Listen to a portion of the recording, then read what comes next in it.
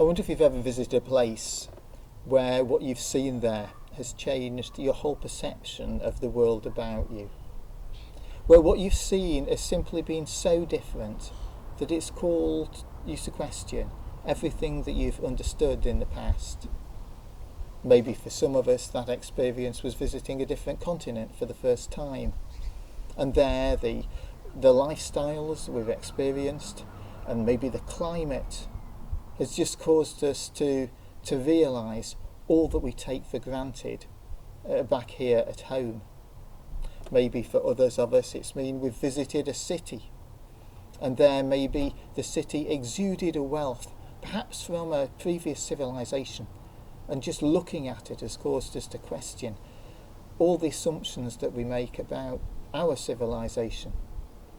Or maybe for others of us it's been something as simple as visiting a place of outstanding natural beauty, and as we've stood back and looked at the scene in front of us, we've just realised more than ever before all that our planet's got to offer.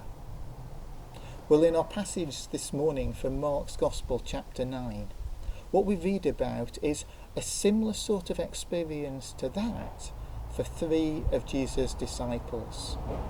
What we read in this passage is that Jesus chose 3 of his disciples and took them with him up a mountain. And there up the mountain, as Jesus prayed, he was transformed in front of them. His very appearance changed. His clothing became brilliant white. And if that wasn't enough, there standing talking to him were 2 of the most prominent characters from the Old Testament. There was Moses, the man to whom God had given the law. And there was Elijah, widely considered at the time to have been Israel's greatest prophet. Last week, as we looked at the chapter before this one, at Mark chapter 8, what we saw is Jesus asked his disciples a question.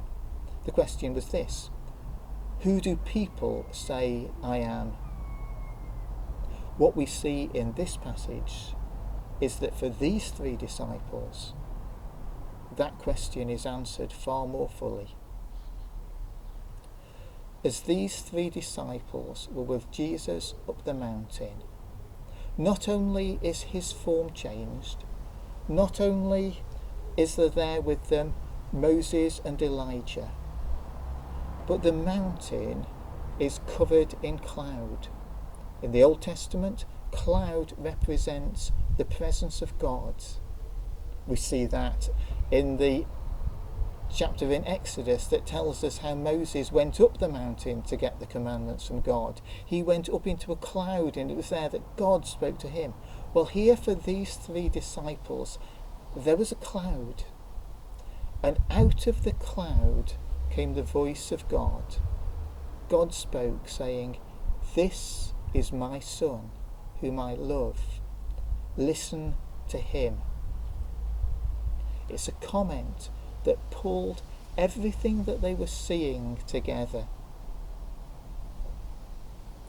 There they were, up the mountain, with Moses to whom the law was given, the law that told people how to live in relation to God.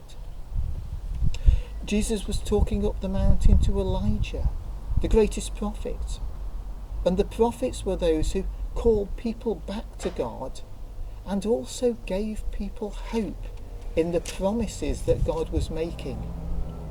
And there now was Jesus, and what was revealed to them is that Jesus is the one he's the one who fulfilled the law. He was the one who the prophets pointed to, the one who all the hope was in. Up the mountain, these 3 disciples saw who Jesus really was. There's no doubt that experience changed these 3 disciples forever. We can see that even as soon as they were coming down the mountain by the questions that they were asking Jesus. The one thing that always stands out to me, though, about this passage is how that Peter so very nearly missed that change. What we read in the passage is that when he was there up the mountain, he said, "Oh, let's build 3 shelters. One for Moses, one for Elijah, and one for you," he said. "One for you, Jesus." What he was trying to do was sort of preserve the moment. And there's a real danger that in trying to preserve the moment, he was going to miss the lesson the moment was there to teach. What he was doing was, I suppose, rather like one of those scenes we might all have experienced, where we've been stood in front of some great image, some great scenery in front of us in a huge tourist spot, and there are lots of tourists all standing looking at this, or not looking at it, actually looking at a 6-inch screen on their mobile phone, more concentrating on recording the moment for sharing with friends later than actually what's there before them. This moment wasn't for preserving. This moment had a purpose. It changed the lives of those disciples. And maybe that's something we as a church can learn from. What is revealed to us about Jesus isn't there for us to make monuments. It's not there for us just to preserve. Jesus reveals who he is, and all that we learn about him is there to change us, to change our lives, to make us understand really who he is and the difference that he can bring to us, and to give us the desire to want to know even more. God saints of old, through history told of the one who was to come. A son, a king, a lamb to be slain for the sins of all the world. He's the promise of the ages, lifted up to save us, Jesus Christ, our sacrifice. He's the fount of living water, King and friend forever. Bow before the promise of the ages.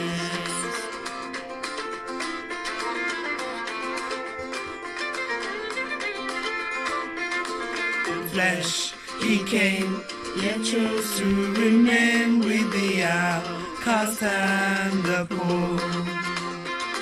He bled and died, was raised glorified, now he lives forevermore. He's the promise of the ages, lifted up to save us, Jesus Christ, our sacrifice. He's the fount of living water, King and friend forever.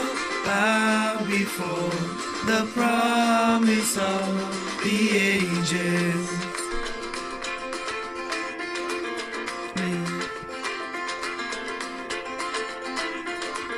Lift your hands and sing hallelujah to the King of all the earth. Raise your voice and sing hallelujah to the King of all the earth.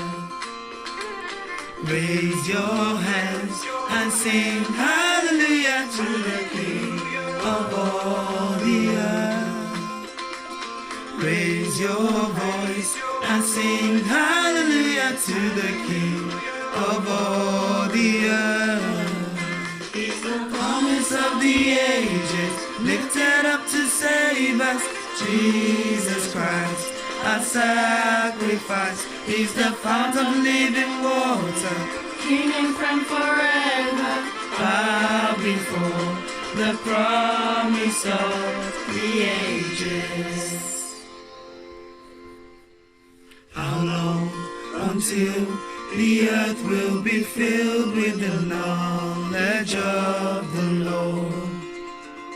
when he shall come, when nations and tongues will be joined in glorious song. How long until the earth will be filled with the knowledge of the Lord? When he shall come, when nations and tongues will be joined in glorious song.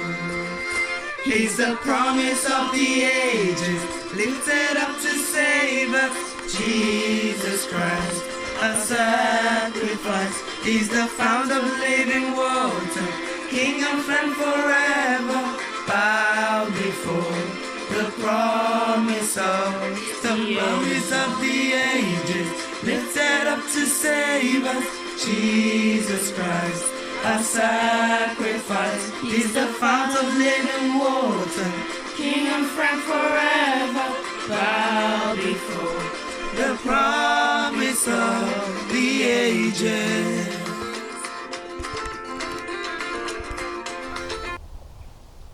I do hope that you're able to join us for one of our Zoom meetings later this week as we look at this passage more closely together. Details of how to join the groups are on our website with buttons to just press that will link you to the Zoom meeting at the time indicated. It'd be nice to see you then.